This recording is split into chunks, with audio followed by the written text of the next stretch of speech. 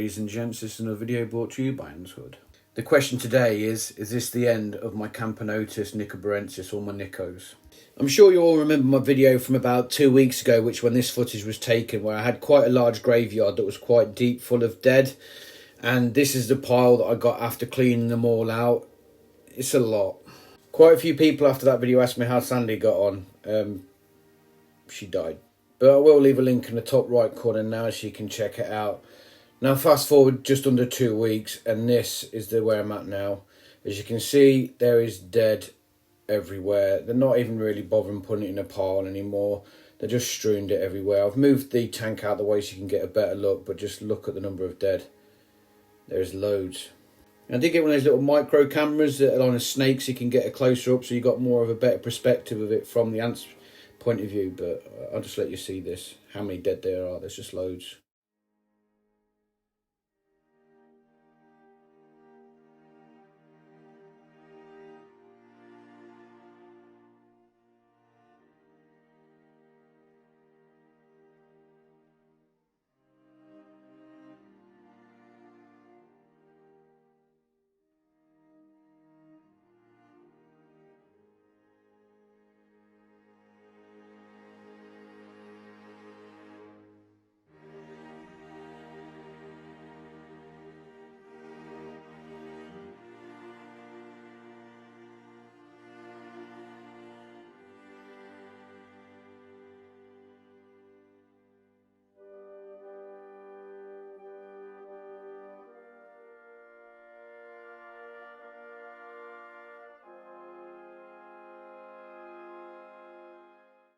Now obviously it goes without saying, I really need to clean this up. As you can see, they were very agitated and they were very active, and it made cleaning up quite difficult, as you can expect.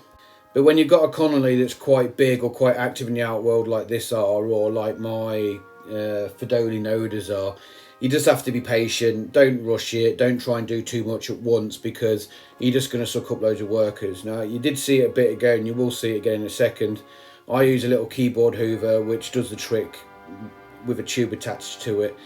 I did have to put safety goggles on because the sand gets sprayed out of my eyes a little bit, which you need to be mindful of that because the barrier can get compromised with sand. So ideally, once you've used a hoover, you want to reapply your barrier anyway. If you're using a wet barrier like the clear mineral water one that I use from Antboy UK.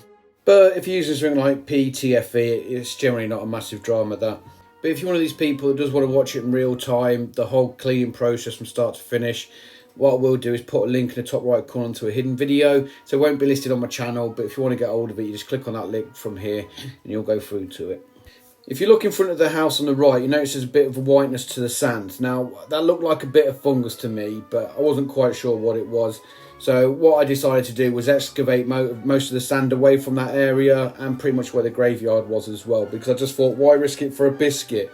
If it is the cause of the die-off, which I very much doubt, to be honest, then it's something that needs addressing. So I decided, as a course of this video, to clean it all up anyway. Now you can see that I've just about cleared all that sand out of the way and I'm just about done. So I'm just picking up the last bits and bobs. Before the die-off started, I really needed 2 large ant Canada nests like this. But as they've died off and they don't need the space anymore, they've turned into a massive trash heap. So I really need to get that out. And to tell you the truth, I don't really need the 2 nests anymore because they've dropped that much in numbers. Now, I did try the traditional way of getting them out of a nest, which is the light, heat, blah, blah, blah. Now, they didn't work. They weren't having none of it. They refused to move out. So what I had to do is not ideal, and I do not recommend this for anybody to move a nest like this, but needs must.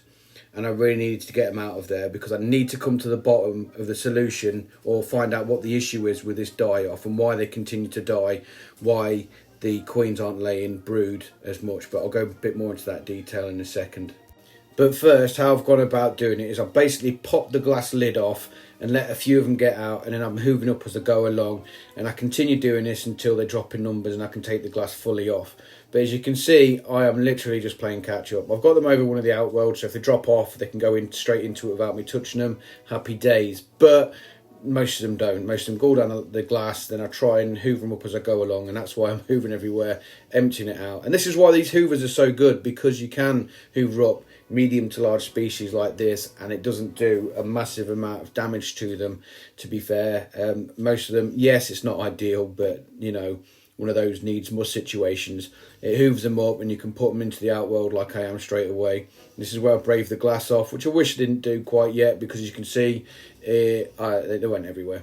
But I think I get most of them hoovered up and most of them put away, which is good. Now, there's still quite a fair few workers in there, and I don't pop the glass off until I've got about 150, 200 workers off, and that'll be done in a bit. But I did everything to move these out. As always, I took them off the heat, I exposed them to light, and they did move all the brood out, which is good. So it kind of gave me that reassurance that I'm not going to damage any of the brood. And let's be honest, at the moment the brood's the most important thing next to the queens in this colony, because the workers are now dying of old age, and I think that's where the die-off's coming from. I'm hoping, because the queens just aren't laying. So brood was important, and it's all been moved out, which allowed me to do this. Now I'm doing this because I need to get to the bottom of why they're dying. Like I said before, I do not recommend this to anyone to move a nest this way. I have done it because there's no queen in there, there's no brood in there, and that gives me, knowing there's just workers in there, I don't need to worry about damaging in the queens, which is really important. Now I've increased the speed ×8 now, just so it's a bit quicker, but unfortunately I didn't get the whole clear out of this nest because my phone, which I do most of my recording on, memory was full, so I missed the end of it. But they did all get moved in, and generally speaking, I think I only got a couple of casualties, maybe 5 casualties max. Yes, I don't think I hoovered them all up because my missus just called me into the room just now to pick one up. So I didn't get all of them, but I got the majority of them, which is the main thing. So let's see how they're getting on now. This is the nest, the only nest that I'm using currently. And as you can see, it's still pretty full. But if you think back, it used to be busier than this. Both nests were. And this is the state of their brood pile. It is minuscule compared to how it used to be. Absolutely teeny tiny. There's one of the queens there. There used to be so much brood with these. I mean, literally a third of this nest was filled, stacked high with pupae and larvae and stuff like that. So they're not reproducing. They're not producing the eggs. And if they are producing the eggs and the brood, then they're dying or they're getting eaten or something. I don't know. As you can see, the queen sat on quite a healthy pile there, but unfortunately, it's not enough. But what I did notice here is if you zoom in, which I will zoom in a second, there we go, if you get focus, there is some fairly fresh larvae, newly hatched, maybe within the past week or so. So they are laying, but just not in the volumes that they used to. And I'm not sure if it's just one of the queens or the other queens, I don't know.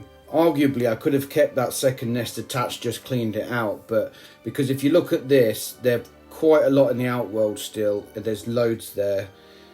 And they've always done that. They've always loitered in this middle outworld around the buildings and stuff like that. Why? I don't know. But up here as well, there's some more. There's not a lot, but you can see there I still need to clean that out. I haven't cleaned that out and there's still dead strewn everywhere. Need to get on that.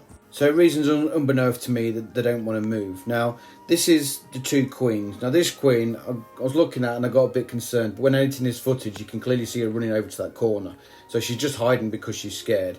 So I don't want to disturb her too much, but I wasn't sure at the time of filming this. People keep asking, what am I doing differently if it's not poisoning and stuff like that? And I don't think it is poisoning. All I'm doing is I've changed the breeds of cockroaches, and I've been feeding them recently the summer snaps or whatever the hell it is, the coloured liquid from Antantix. I'll talk about it in a second.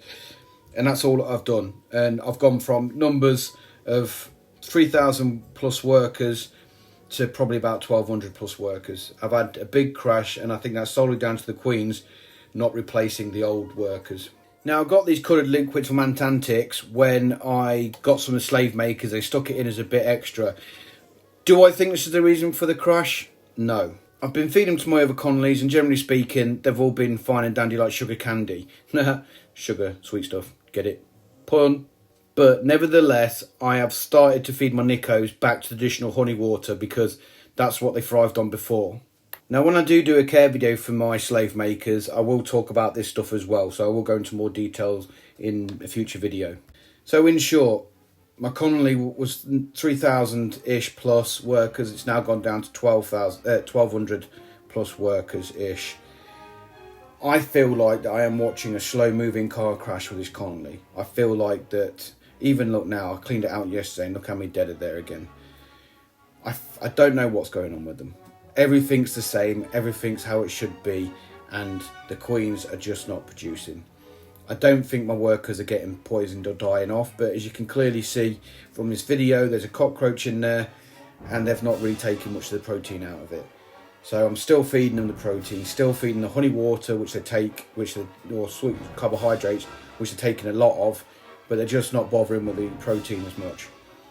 And that's concerning, because as you well know, the protein's for the young and for the queens to produce the eggs, and they're just not doing it. Any and all suggestions that you guys got, leave them in the comments. Tell me what I can do to get the queens happy again to produce eggs, because I need all the advice I can get, to be fair. I've just started a Patreon page, so if you want to support my channel, by all means, check it out. I'll put the link in the description. And if you want to support my channel, please do, and you'll see some of the freebies and perks that I give for supporting me as well, which aren't too shabby, to be fair.